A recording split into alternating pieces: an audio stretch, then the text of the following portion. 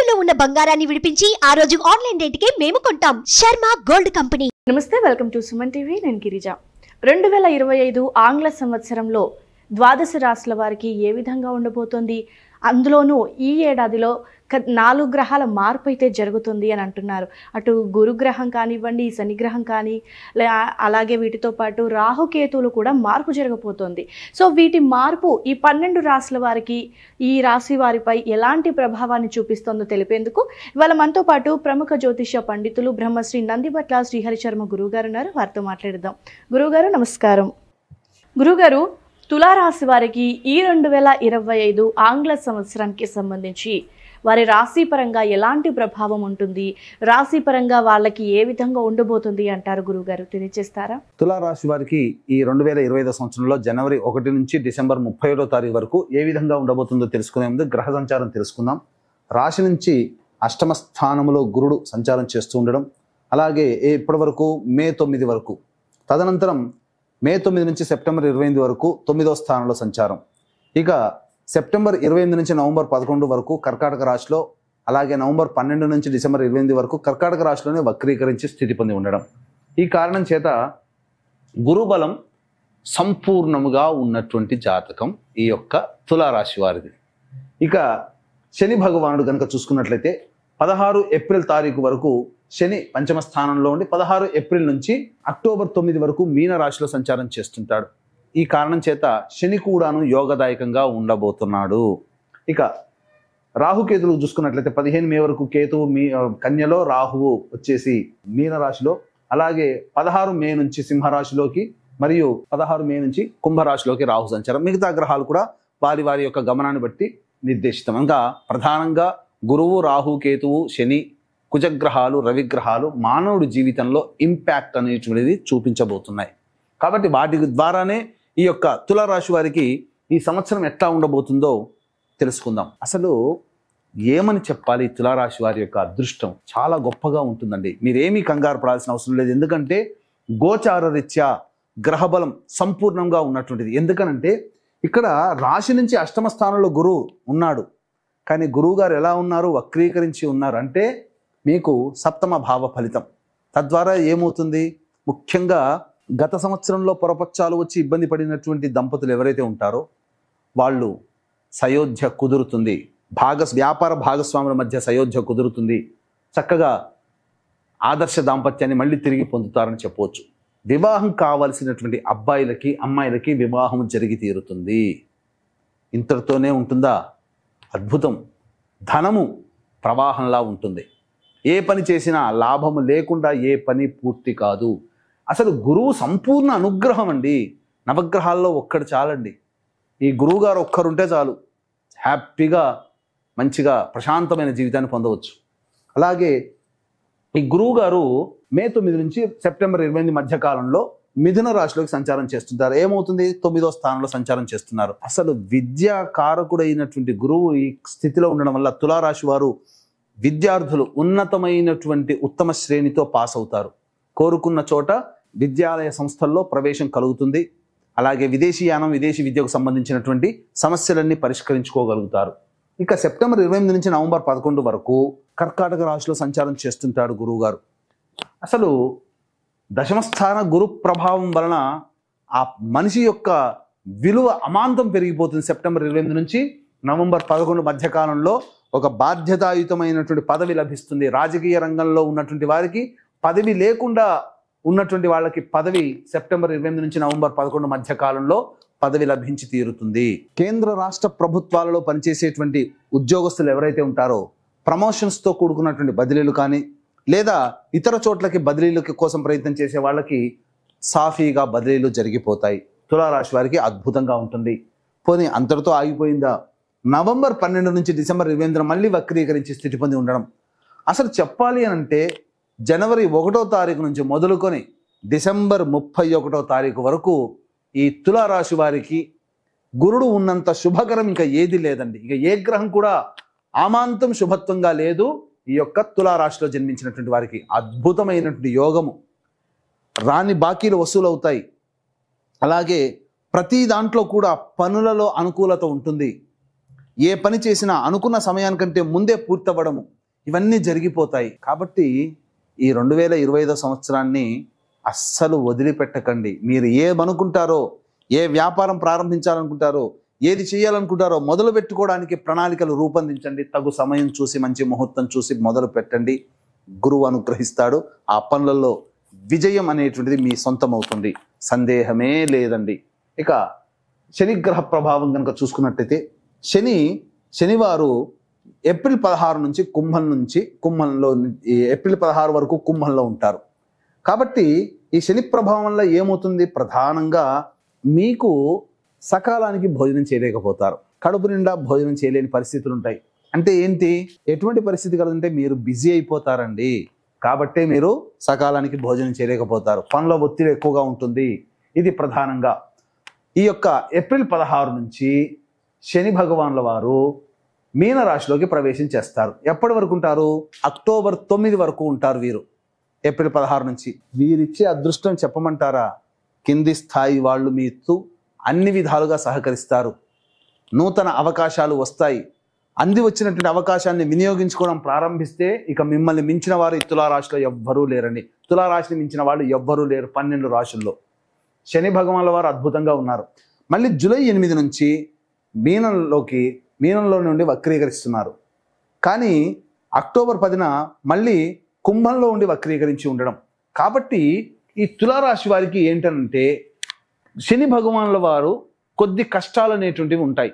ఎప్పటి నుంచి ఉంటాయి, కుంభంలోనే అక్టోబర్ 10 నుంచి నవంబర్ 26 వరకు వక్రీకరించి ఉంటారు. కాబట్టి అర్ధాష్టమ శని దోష ప్రభావము అక్టోబర్ 10 నుంచి నవంబర్ 26వ తారీఖు వరకు ఫేస్ చేయాల్సి వస్తుంది. కాబట్టి ఈ అక్టోబర్ 10 నుంచి నవంబర్ 26 మధ్యకాలంలో ఏం జరుగుతుంది, ఆస్తులు అమ్ముకోవడం కానీ, లేకపోతే గృహాలు మారడం కానీ, లేకపోతే తల్లిగారి ఆరోగ్యం పట్ల శ్రద్ధ వహించాల్సినటువంటి పరిస్థితులు రావడం కానీ, లేకపోతే వాహన కొనుగోలు కానీ, వాహనాలు అమ్మడం కానీ, స్థిర చిరాస్తులకి కదలిక అక్టోబర్ 10 నుంచి 26కు వస్తుంది. కాబట్టి దీన్ని ఎలా మనం పాజిటివ్గా మార్చుకోవాలి, మన దగ్గర ఏదైనా ఉన్నటువంటి ఆస్తిని అమ్మాలనుకుంటే ఈ సమయంలో కుదరకపోయినా అక్టోబర్ 10 నుంచి నవంబర్ 26 మధ్య కాలంలో సేల్ అయిపోతుంది. ఇది జరుగుతుంది. ఈ యొక్క తులారాశి వారికి శని భగవానుల వారు చెడులో కూడా మంచి చేసేటువంటిది. మనం వద్దు అనుకున్న దాన్ని ఈ సమయంలో కనుక మనం పెట్టుకుంటే ఆ సమయంలో మన నుంచి దూరం అయిపోతుంది. ఇది ప్రధానంగా తెలుసుకోవాల్సినటువంటిది. ఇక రాహుకేతులు కనుక చూసుకున్నట్లయితే, కేతువు 16 మే నుంచి లాభంలోకి, అలాగే 16 మే నుంచి రాహువు పంచమ స్థానంలోకి. రాహుకేతుల యొక్క ప్రభావం కూడా సంపూర్ణంగా ఉన్నటువంటి కారణం. ఈ కారణం చేత మంచి జరుగుతుంది. కాబట్టి రాహుకేతులు కూడా అనుకూలిస్తారు. ప్రధానమైనటువంటి గురు శని రాహుకేతులు అనుకూలంగా ఉన్నారు. ఇంకా కావాల్సింది ఏంటండి, ఇక రాజకీయ రంగంలో ఉన్నటువంటి వారికి ప్రధానంగా పదవి లభిస్తుంది. ప్రజాదరణ కలిగినటువంటి పదవిలో ఉంటారు. ఏదైనా ఒక నామినేటెడ్ పదవిని మీరు పొందుతారని చెప్పవచ్చు. ఇక సినీ కళారంగంలో ఉన్నటువంటి వారికి, ఈ తులారాశిలో జన్మించిన వారికి ఈ సంవత్సరం అంతా కూడా కొత్త ప్రాజెక్ట్స్ వస్తాయి. తద్వారా మంచిని పొందగలుగుతారు అని చెప్పవచ్చు. ఇక జూలై 8 నుంచి అక్టోబర్ 10 వరకు ఉన్నటువంటి సమయం మాత్రం, అక్టోబర్ 9 వరకు ఉన్నటువంటి సమయం మాత్రం మంచిది కాదు. కాబట్టి సినీ రంగము, కళారంగము, అలాగే చతుషష్ఠి కళలు అనగా డ్యాన్స్, మ్యూజిక్ ఇలాంటి రంగంలో ఉన్నటువంటి వారు, టీవీ సీరియల్స్లో పనిచేసేటువంటి వాళ్ళు, సోషల్ మీడియాలో ఉన్నటువంటి వాళ్ళు, అలాగే ఎలక్ట్రానిక్ అండ్ ప్రింటింగ్ బిజినెస్, ప్రజలతో సంబంధమైనటువంటి కళాకారులు ఎవరైతే ఉంటారో వాళ్ళందరికీ కూడా జూలై 8 నుంచి అక్టోబర్ 9 వరకు ఉన్న కాలం మంచిది కాదు. కాబట్టి జూలై అంటే ఆగస్టు, సెప్టెంబర్, అక్టోబర్, ఆ 3 నెలలు గడ్డు కాలం. కాబట్టి ఆ 3 నెలల్లో కొత్త ప్రాజెక్టులకి సైన్ చేయకండి. జూలై 8 లోపలనే మీరు ఏ ప్రయత్నం చేయనా చేసుకోండి. అన్నివి కూడా అనుకూలంగా ఉంటాయి. మీకు అధిక ధనాదాయం కలుగుతుంది. ఇక ఈ యొక్క సంబంధించినటువంటి తులారాశిలో జన్మించినటువంటి రైతులు ఎవరైతే ఉంటారో 2 పంటలు కూడా కలిసి వస్తాయి. అధిక దిగుబడి కలుగుతుంది. ఇక సంబంధించి రియల్ ఎస్టేట్ రంగంలో ఉన్నవారు, లాయర్ వృత్తిలో ఉన్నటువంటి వాళ్ళు ప్రమోషన్స్ పొందుతారు. అలాగే రియల్ ఎస్టేట్ రంగంలో ఉన్నటువంటి వారు, ఎలక్ట్రానిక్స్ అండ్ కంప్యూటర్ రంగంలో ఉన్నటువంటి వారు తప్పకుండా మంచి స్థితిలో ఉంటారు అని చెప్పవచ్చు. కొత్త ప్రాజెక్టులు చేపడతారు. ఆ ప్రాజెక్టులన్నీ కూడా పూర్తి చేసుకుంటారు. కాకపోతే ఎటొచ్చి జూలై 8 నుంచి అక్టోబర్ 9 వరకు ఈ 3 నెలల పాటు మాత్రం కొత్త ప్రాజెక్టులు చేయకుండా ఉండండి. శనివారు అనుగ్రహంగా లేరు. గురువు మాత్రం సంపూర్ణంగా అనుగ్రహం ఉన్నాడు సంవత్సరం అంతా. కాబట్టి సంఘంలో పేరు ప్రతిష్టలు పొందినటువంటి వ్యక్తుల యొక్క పరిచయ ప్రభావం, ఆ యొక్క పరిచయాల వల్ల మీరు అభివృద్ధి దినదిన ప్రవర్ధమానమై ఈ తులారాశి వారికి యోగదాయకంగా ఉంటుందని చెప్పవచ్చు. అయితే ఇక్కడ ప్రధానంగా గమనించుకున్నట్లయితే ఈ తులారాశి వారికి సంబంధించి చూసుకున్నట్లయితే ప్రధానంగా ఈ యొక్క జనవరి 21 వరకు చేస్తున్నటువంటి వృత్తి ఉద్యోగాల్లో కొన్ని ఇబ్బందులు ఆటంకాలు అనేటువంటివి ఉంటాయి. ఇగోతో వెళ్లాల్సినటువంటి పరిస్థితి, ఇగో ఎదురవుతుంది మీకు ఈ యొక్క కుజగ్రహ ప్రభావం. ఇక ప్రధానంగా చూసుకున్నట్లయితే జనవరి 21 నుంచి ఏప్రిల్ 1వ తారీఖు వరకు కుజుడు మిథున రాశిలో స్తంభించి ఉండి వక్రీకరించినటువంటి ఫలితం చేత ఏమవుతుంది, చిన్న చిన్న ప్రమాదములు జరిగేటువంటి అవకాశం ఉంటుంది, వాహన ప్రమాదములు జరిగే అవకాశం ఉంటుంది జనవరి 21 నుంచి ఏప్రిల్ 1వ తారీఖు వరకు. కాబట్టి వాహనాన్ని నడిపేటప్పుడు జాగ్రత్తలు పాటించాలి. ఏదైనా పెండింగ్లో ఉన్నటువంటి ఆపరేషన్స్ ఏవైతే ఉంటాయో అప్పుడు ఆపరేషన్స్కి సమయం జనవరి 21 నుంచి ఏప్రిల్ 1 మధ్య కాలంలో ఉంటుంది. ఇక దంపతులైతే సంతానం కోసం వేచి చూసేటట్టయితే ఏప్రిల్ 1వ తారీఖు రోజున తర్వాత సంతానం కోసం ప్రయత్నం చేయండి, సంతానం సాఫల్యమవుతుంది. ఇక ప్రధానంగా వివాహం కాని అబ్బాయిలకి అమ్మాయిలకి వివాహాలు కుదురుతాయి. ఇక స్పెక్యులేషన్ రంగంలో ఉన్నటువంటి వారికి అయితే చెప్పాల్సి వచ్చినటువంటి అక్టోబర్ 10 నుంచి డిసెంబర్ మధ్య కాలంలో ఇన్వెస్ట్మెంట్స్ ఏవి చేసినా అవి 2-3 ఇంతలుగా పెరుగుతాయి. ఇక అన్నిటికంటే ప్రధానంగా ఏ వృత్తుల వాళ్ళకి అధిక లాభదాయకంగా ఉంటుందంటే జ్యువెలరీ రంగంలో ఉన్నటువంటి వారు, ఎడ్యుకేషనల్ రంగంలో బిజినెస్లో ఉన్నటువంటి వారు, ఫుడ్ ప్రాసెసింగ్ ఫుడ్కి సంబంధించినటువంటి రంగంలో ఉన్నటువంటి వారు, అలాగే general stores, boarding and lodging, restaurants నడిపేటువంటి వాళ్ళు, తీర్థయాత్రలు నడిపేటువంటి వాళ్ళు, పూజా స్టోర్స్ నిర్వహించేటువంటి వాళ్ళందరికీ కూడా తులారాశిలో జన్మించిన వాళ్ళకి పట్టిందల్లా బంగారమే, ఇంకా ఏ సంబంధము లేదు, అన్ని విధాలుగా యోగదాయకంగా ఉంటుంది. అన్నిటికంటే ముఖ్యంగా ఈ తులారాశిలో జన్మించినటువంటి వారికి రాని బాకీలు వసూలవుతాయి. ఇది అద్భుతం అండి. మనవి కావనుకున్న డబ్బులు మన చేతికి వచ్చేస్తాయి. కాబట్టి అద్భుతంగా ఉంటుంది. ఇక ప్రధానంగా చూసుకున్నట్లయితే ఈ యొక్క రాశిలో జన్మించినటువంటి స్త్రీలకి ఈ చెప్పినటువంటి సమయం ఆరోగ్యం జాగ్రత్త చూసుకోవాలి జనవరి 21 నుంచి ఏప్రిల్ 1వ తారీఖు మధ్య కాలంలో.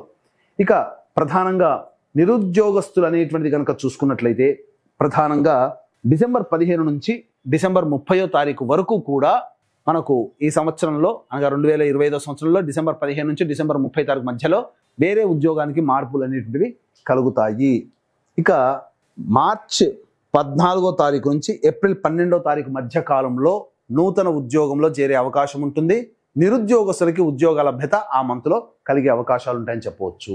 ప్రధానంగా చూసుకున్నట్లయితే జూలై 15 నుంచి సెప్టెంబర్ 16 మధ్య కాలంలో ప్రమోషన్స్తో కూడుకున్నటువంటి ఉన్నత ఉద్యోగ ప్రాప్తి మీకు కలగబోతుంది. కాబట్టి అన్ని విధాలుగా ఈ అవకాశం అనేటువంటిది ఉద్యోగస్తులకి ప్రమోషన్స్ అనేటువంటివి ఈ జూలై 15 నుంచి సెప్టెంబర్ 15 మధ్య కాలంలో ఉండబోతుంది. కాబట్టి బాధ్యత ఇక్కడ ఏం చెప్పాను, శని భగవానుల వారు జూలై 8 నుంచి అక్టోబర్ 10 వరకు అనుకూలంగా లేడు అని చెప్పి జూలై 8 లోపల అనుకూలంగా ఉన్నాడు శని ప్రభావం.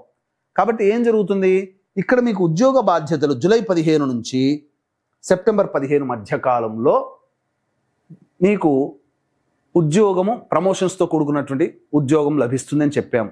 ఎట్ ద సేమ్ టైం ప్రమోషన్స్తో కూడుకున్న ఉద్యోగం లభించినప్పుడు బాధ్యత పెరుగుతుంది కదా. బాధ్యత పెరిగినప్పుడు అక్కడ శని భగవానుడు సహకరించాలి కదా.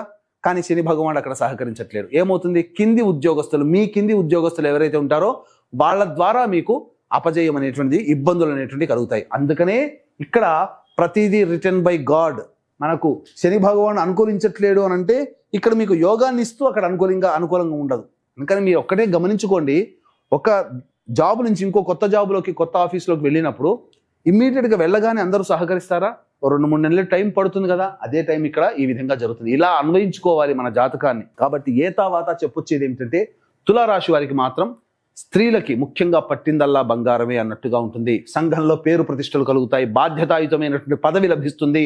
అలాగే మీరు తీసుకునే ప్రతి నిర్ణయం కూడా ఇంట్లో ఆమోదం అనేటువంటిది ఉంటుంది. నూతన గృహ కొనుగోలు, మీ పేరు మీద స్థిర చరాస్తులు అనేటువంటివి ఉంటాయి. ఆరోగ్యం పట్ల శ్రద్ధ వహిస్తూ ముఖ్యంగా ప్రయత్నం చేయండి. అన్ని విధాలుగా స్త్రీలకి యోగదాయకంగా ఉంటుంది అని చెప్పవచ్చు. అయితే ఈ యొక్క తులారాశిలో జన్మించినటువంటి పెళ్లి కాని అబ్బాయిలు అమ్మాయిలు అయితే తల్లిదండ్రుల యొక్క జాతకం, తోడబుట్టిన వాళ్ళ జాతకం కూడా మీ యొక్క జాతకంతో ఇంపాక్ట్ అవుతుంది.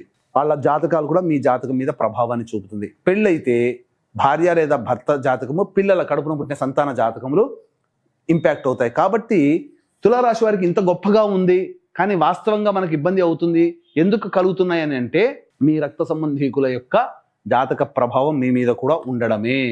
కాబట్టి ఈ యొక్క 2025 సంవత్సరంలో దైవానుగ్రహం అందరికీ అందించాలనేటువంటి ఒక సదుద్దేశంతో పుష్య పౌర్ణమి రోజున అనగా జనవరి 13వ తారీఖు రోజున ఒక గొప్ప కార్యక్రమానికి శ్రీకారం చుట్టబోతున్నాం. సంవత్సరం మొత్తం కూడా ప్రతి నెల ఒక్కొక్క పుణ్యక్షేత్రంలో ఒక్కొక్క పుణ్యతిథి రోజున ఈ సర్వదోష నివారణ అనగా జాతకరీత్యా కలుగు విద్య, వివాహ, ఉద్యోగ, దాంపత్య, సంతాన, అనారోగ్య సమస్యల నివారణకి మరియు శని భగవాన్ల వారు 12 రాశులని కూడాను ఇంపాక్ట్ చేయబోతున్నారు. ఎందుకంటే ఏప్రిల్ 16 వరకు ఒక రాశిలో, 16 నుంచి ఇంకొక రాశిలో, కాబట్టి మొత్తం 12 రాశులు కూడా ఇంపాక్ట్ అవుతాయి.